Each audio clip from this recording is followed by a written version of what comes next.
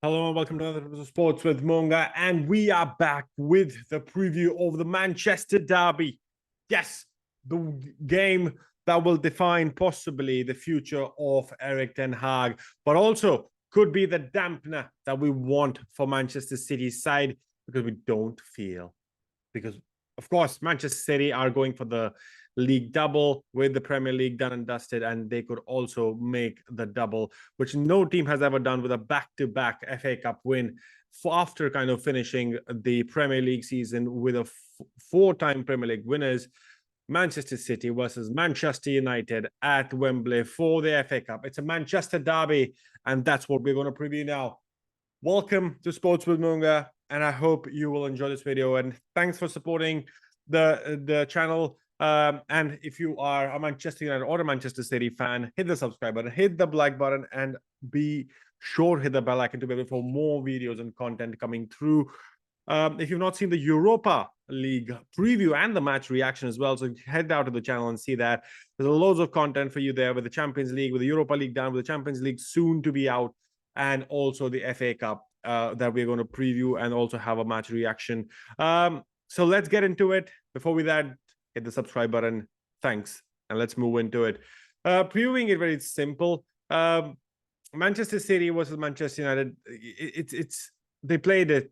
There was a Manchester derby last year as well. Manchester United lost it. FA Cup final. Erik ten Hag's future is on this. It's a must-win game for Erik ten Hag, in my opinion.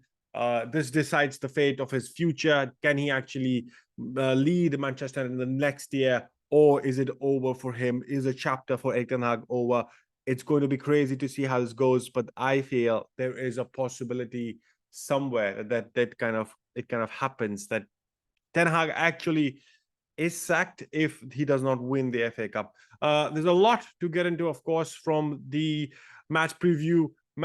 Pep Guardiola side secured the record-breaking fourth straight Premier League title on like last weekend, following a 3-1 victory over West Ham to pip Manchester City became pip Arsenal for the top flight. Man City became the first English side to go 4 in a row in England's top flight competition. With this, their chance for grasp on the double have like that. It's a mastermind there. It is a very entirely different story for Manchester United, whose manager Erik ten Hag is reportedly under pressure, yes, to produce a battling performance at the very least at the end of a disappointing campaign in the whole, which Manchester United finished 8th in the Premier League title. Indeed, and after their underwhelming conclusion in the league competition, Manchester United are the lowest ranked side to play in the FA Cup showpiece since Arsenal beat Chelsea in 2-1 in 2020. There have been 6 previous occasions of a side finishing 8th or lower facing the season's champions in the final. Aston Villa 10th beat Manchester United 2-1 in 1957. Can this be the repeat and the vengeance for that game and for that loss for Manchester United? Anything can happen.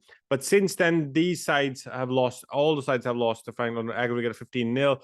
Yet, owing to the Red Devils' storied history in the competition, Ten Hag's team will be looking to win the FA Cup for the 13th time. Only Arsenal 14 times have won more than Manchester United. Meanwhile, defending champions Manchester City aim to win this trophy for the 8th time, for the first time ever in consecutive years. Manchester City is catching up. You can see Pep Guardiola's dominance as well, like 8 already. Manchester United is on 13 and Arsenal on 14, but anything can happen here. More silverware for Guardiola's title-winning side, it appears likely, considering their neighbours have failed to win a trophy in the 4 of their last 5 final appearances. Manchester United lost in the Europa League final as well last year against to Sevilla, so and the FA Cup as well. The exception and another trophy celebration here would mark City's 3rd league and FA Cup double, a feat only previously achieved by Manchester United in 1930.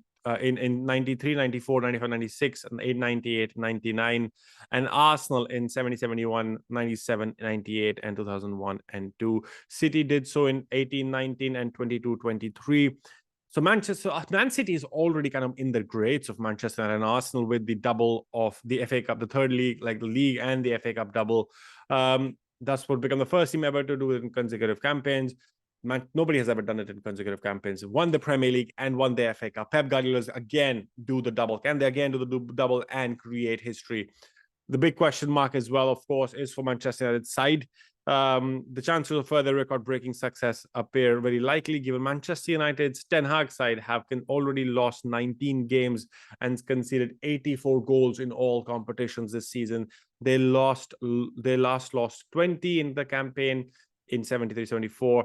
The underwhelming record will hardly have an inspiration or kind of have an impact. But then Manchester, when they face City's, for Manchester United, when they face City's wealth of attacking, which is including Phil Foden, Erling Haaland, the latest 2 goal-powered Guardiola to the Premier League title against West Ham last time out, including an eye-catching brace from the Hammers. Foden is on top form. He just is unstoppable right now. I think Foden is going to be the man to watch and the man to keep. But then there's Erling Haaland, then there's Kevin De Bruyne, then they have Bernardo, then you have Rodri, and then you have Grealish, you have Doku. So there's a lot of players Manchester need to keep an eye out for. Foden won't be the only City side to keep an eye out. Haaland, fresh from finishing on top score of the Premier League for a second consecutive season. The Norwegian also leads Premier League competition with 38 goals across all competitions with this term, and would become the first player to score 40+ games after netting 52 last season. For City's team news, Stefan Ortega, the substitute star in the recent crucial win at Tottenham, will be sure to start in goal after Edison was ruled out from injury due to minor fracture in his right eye socket. Guardiola's first choice goalkeeper should be the only absentee from his usual squad, though Ortega likely would have played anyway, having featured in last year's final as well, and every round of the FA Cup 23-24 season. Ten Hag will hope to have the returning Harry Maguire and Anthony Martial available for Saturday's kickoff. Victor Lindelof also facing a late fitness test due to the thigh issue. Luke Shaw, Mason Mount, Tyrell Malacia are the only others out injured as Manchester prepare for the toughest match in the test. And also, like, Ten Hag's press conference before has said that Harry Maguire will be ruled out. So the centre-back pairing might be interesting again. Is he going to play Casemiro? I don't think so. But hopefully Varane is out as well. But I still feel Varane might play the game along with returning Luke Shaw, Malacia, and Dalo and Wan-Bissaka. Interesting to see who plays in the mid. Rashford was not called up for the England squad as well. Might be the time for him to prove what Mr. Southgate is missing. But a lot of question marks still open with the Manchester United squad. Who will play in the centre back is the big question. I think in the middle, I think they will play the pivot of what they played with Bruno in front, Anthony and Ahmad, not Anthony, Garnacho and Ahmad, with Højlund on top, with Menu and Casemiro, or Menu and Amrabat. But I still feel they might have to play a little more tactical and more defensive. It also, because Manchester City is just going to be relentless, right? It's not going to give a chance for anything to happen for Manchester United to kind of, and they're going to be relentless. Haaland on top, Foden, Adoku or Grealish, with Kevin De Bruyne, with Rodri, with Kovacic possibly, or even John Stones can come in as well.